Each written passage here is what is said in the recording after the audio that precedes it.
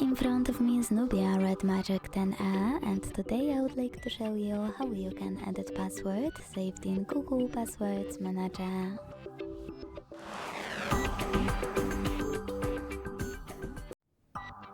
Begin by opening Settings and scrolling all the way down.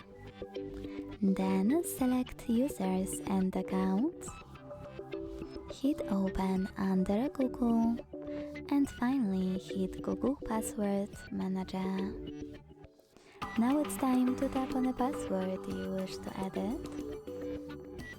Enter your login method and then hit Edit button to change wherever you want to. When you finished, hit Save at the top right corner. Thanks so much for watching. If you enjoyed this video, don't forget to leave a like, comment and subscribe. Bye!